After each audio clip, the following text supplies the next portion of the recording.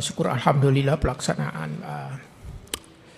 acara pengambilan sumpah judulnya tadi saya telah dilaksanakan dan berlangsung dengan lancar. Jadi saya mengucapkan alhamdulillah. Ada tugas berat yang diembankan kepada kami. Sebelumnya kami sudah mengemban tugas ini sebelumnya, yaitu sebagai wakil ketua. Tapi kemudian dengan dinamika segala perkembangan yang berlangsung, sebab teman-teman sudah tahu seperti apa situasi yang sekarang dihadapi oleh lembaga Komisi Pemberantasan Korupsi. Sampai tiba pada titik yang seperti ini, kami ditunjuk untuk menjadi ketua sementara, gitu nomenklatur yang digunakan di dalam Kepres yang dibacakan tadi. Itu barangkali pengantar dari saya. Barangkali kalau ada teman-teman ingin menyampaikan satu dua hal, barangkali bisa saya tanggapi sedapat yang saya. Hanya saya berencana seusai daripada tempat ini, saya akan kembali ke kantor dan meminta rekan-rekan pimpinan dan seluruh pejabat struktural eselon 1 dan 2 untuk mengadakan rapat rapim. Barangkali kita akan berbincang mengenai segala hal yang barangkali harus kita lakukan dalam dan menjadi skala prioritas kita ke depannya, menyikapi situasi yang dihadapi oleh Komisi Pemberantasan Korupsi. Satu hal yang paling sangat menjadi ini beban di kita adalah tergerusnya rasa kepercayaan masyarakat, dan itu yang menjadi modal lembaga ini selama itu, dan itu yang tergerus, dan itu yang menjadi pekerjaan berat bagi lembaga. Itu aja barangkali. Terima kasih teman-teman. Ada arahan khusus dari Pak Presiden?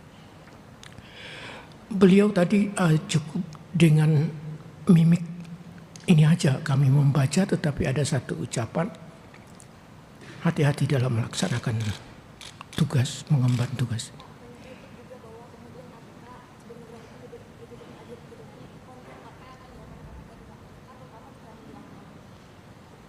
Itu yang akan kami ini tadi kami sampaikan, bahwa sekembalinya dari sini kami akan sistem kerja di Komisi Pemberantasan Korupsi adalah kolektif, kolegial. Apapun istilah yang dilekatkan kepada saya adalah anggota daripada pimpinan dari lembaga itu. Saya harus berbicara dengan rekan pimpinan lain. Saya katakan tadi, hal apa yang paling mendesak bagi kami untuk dilakukan dalam situasi seperti ini.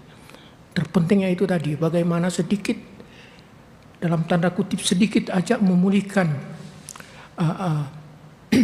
tergerusnya rasa kepercayaan masyarakat ini pada lembaga. Itu aja barangkali. Untuk kasus-kasus korupsi seperti korupsi di Kementan, lalu kasus korupsi BTS, seperti apa rencananya Pak kelanjutannya?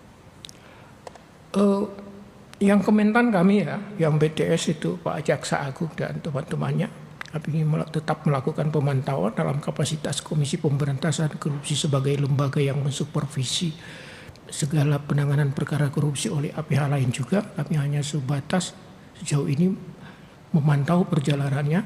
Tetapi untuk Kementan perkara itu akan berjalan sebagaimana. Tersangka lain Pak?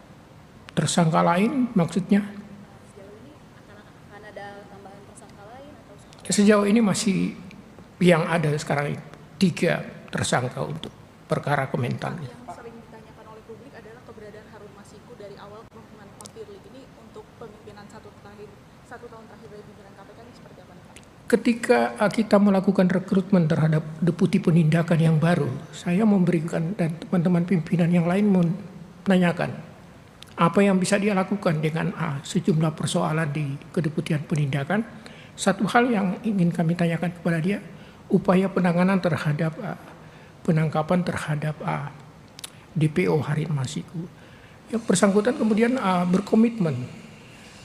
Karenanya kemudian beliau meminta kepada kami untuk melakukan semacam pembaharuan terhadap surat tugas dalam kaitannya dengan upaya pencarian terhadap Harun Masiku. Dan itu yang dilakukan oleh yang bersangkutan. Kami telah mengeluarkan produk-produk surat yang baru yang dibutuhkan oleh deputi penindakan yang baru ini untuk melaksanakan upaya pencarian itu. Berarti ini menjadi salah satu kasus prioritas di KPK di 1 tahun terakhir atau gimana? Semua perkara-perkara yang masih dan berstatus seperti itu menjadi prioritas daripada Komisi Pemberantasan Korupsi.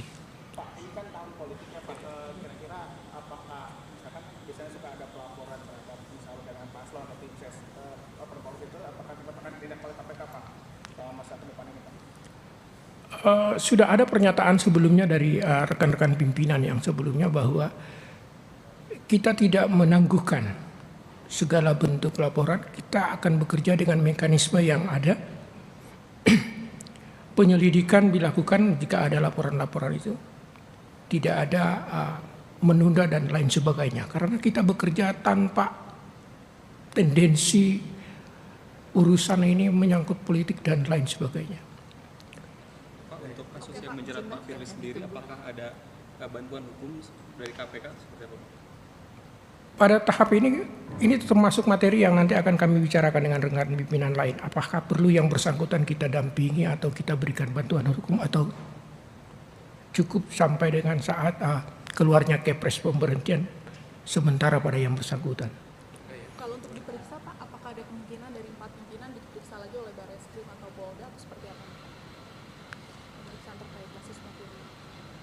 Selain dari teman-teman media, saya belum pernah mengetahui ada rencana pemeriksaan terhadap keseluruhan pimpinan Komisi Pemberantasan. Belum ada berarti ya Pak? Belum ada, sejauh ini tidak ada. Oke, sekali lagi terima kasih teman-teman. Saya mohon dengan sangat tanpa teman-teman juga upaya untuk memulihkan itu tidak akan. Saya mohon juga kalau mencintai lembaga itu, eksistensinya tetap ada, dukung dan support lembaga itu. Kritik dan apa segala sesuatu menyangkut lembaga. Sekali lagi terima kasih. Terima kasih Pak. Yuk, makasih. Sebagai negara besar